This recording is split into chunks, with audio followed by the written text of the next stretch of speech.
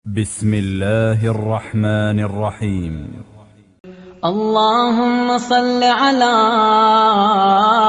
محمد وآل محمد.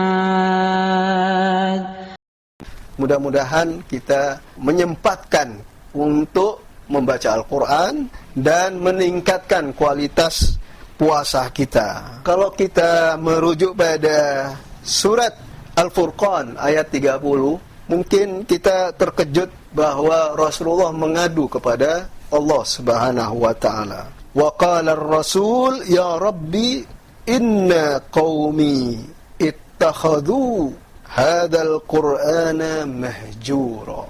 Rasulullah mengadu kepada Allah Subhanahu wa taala, wahai Tuhanku, sesungguhnya kaumku menjadikan Al-Quran ini sesuatu yang tidak diacuhkan, sesuatu yang tidak dipedulikan. Al-Quran ada di setiap rumah kita, Al-Quran ada di setiap lembaga-lembaga, ada di mana-mana, bahkan di kantor-kantor ada Al-Quran. Itu bukan sebuah pajangan. Kita ingin melihat nih sisi kehidupan Imam Khomeini. Ada sebuah cerita. Khonum Mardiyah Hadici satu ketika membawa makanan untuk imam, melihat imam membaca Al-Quran, kemudian makanan itu ditaruh, tidak langsung dibagikan kepada beliau, kemudian kembali lagi melihat imam membaca Al-Quran, terus membaca Al-Quran. Setelah itu bertanya kepada imam, wahai imam, saya melihat Anda di mata saya adalah seorang Quran amali, seorang pengamal Al-Quran, tapi kenapa Anda banyak baca Al-Quran sampai sedemikian? Imam menjawab, siapapun yang ingin, nih kata-katanya imam, yang ingin menjadi manusia, maka dia harus selalu membaca Al-Quran. Itu pesan imam, pandangan imam.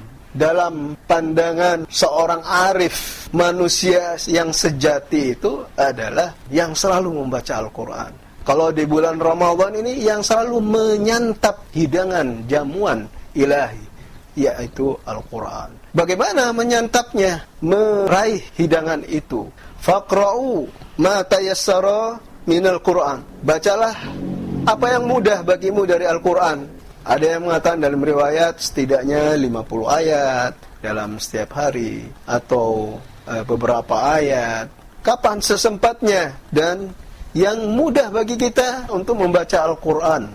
Khususnya di bulan Ramadan ini, kita berarti menyantap hidangan Allah, menyantap apa yang disajikan oleh Allah, apa yang dihidangkan oleh Allah, makanan yang terbaik bagi diri kita.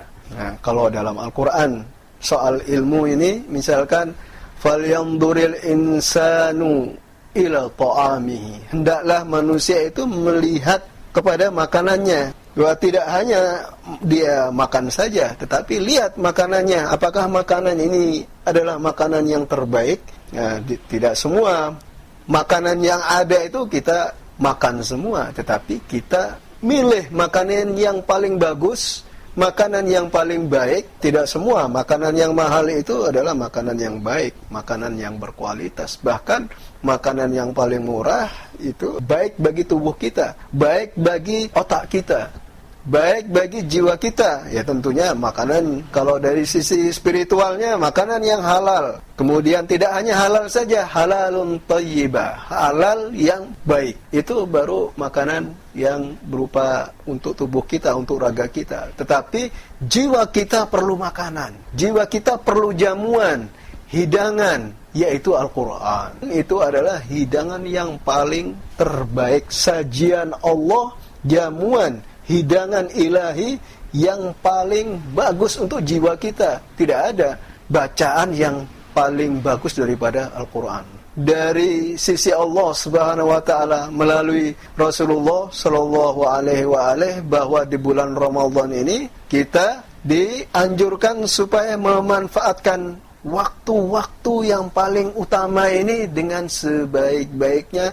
Nafas kita dihitung sebagai tasbih. Kita membaca Al-Quran dengan nafas kita ini. Nafas kita saja bertasbih, apalagi dengan membaca Al-Quran. Ada sebuah cerita juga seorang ulama Pakistan bernama Syekh Sulaiman Nadawi bertemu dengan seorang pemikir muslim bernama Iqbal Lahori. Bertanya kepada Iqbal, apa rahasia kesuksesan Anda? Lalu Iqbal menjawab, setiap saya membaca Al-Quran, saya usahakan dengan suara yang menyentuh hati dan sampai menangis, kata beliau. Nah, itu kunci kesuksesan Iqbal, dengan rajin membaca Al-Quran dan membacanya dengan menghayati Al-Quran. Itulah kunci kesuksesan beliau. Beliau seorang pemikir yang dikutip pandangan-pandangannya oleh Syahid Mutahari, oleh ulama-ulama. Jadi dalam sebuah hadis dari Imam Ja'far As-Shadiq, seorang mukmin di masa mudanya